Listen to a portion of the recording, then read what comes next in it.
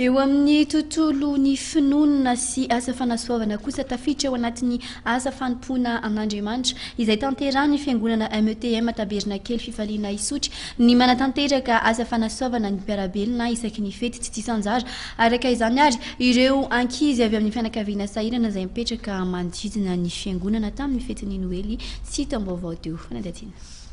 Toy ny fanao isan-taona eto amin'ny fiangonana METM Taberna kely Fifaliana Isotry amin'ny fotoana fankalazana ny fety Noely sy ny taombaovao dia nanatanteraka fiaraha-misakafo izay karakarain'ny fiangonana ho an'ireo ankizy sahirana mipetraka manodidina ny fiangonana izy ireo.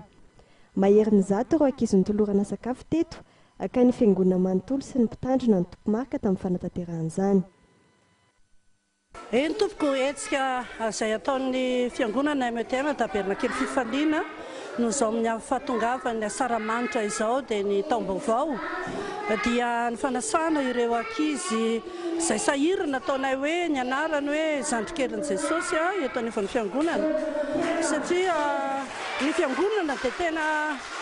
afaka mihinana, afaka misotra, afaka mifaly amin'ny fotoanany saramanitra ohatr'izao dia mba mahatsiaro ihany koa ny tompo amin'ny alalanay hoe mba manahoana ireo zanak'Andriamanitra manodidina ireo mba sahirana amin'izao andro Noely sy taombaovao izao ve dia mba misy mba anjara masoandrony ve dia nakasika anay manokana ny fanamasin'Andriamanitra dia manatanteraka izao hetsika izao ny dekona sy ny fiangonana eto amin'ity fiangonana METM Taberna kely Fifaliana ity araka ny tenin'ny tompo hoe omenareo hanina izy rehefa nitoro-teny tena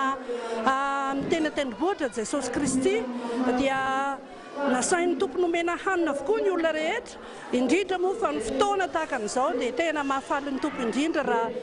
raha toka misy matsiaro tahaka an'izao ireo madiniky ny tompo ireo dia ataonay izany ho voninahitra ny tompo sady baiko ny tompo raha teo ihany koa moa hoe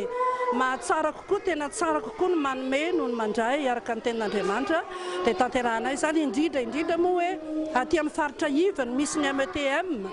ary ny METM dia manana digetra izay efa nivisina tamin'ny herintaona ny hoe mamoaza vo miendrika ny fibebahana ianareo araka ny hita ao amin'ny Matthieu 7:25 izany tenin'Andriamanitra izany ka dia tanterahanay izany endrika ilay fankatoavana ny tenin'Andriamanitra iorenanay METM ihany koa dia mamahana ny mahantra izay.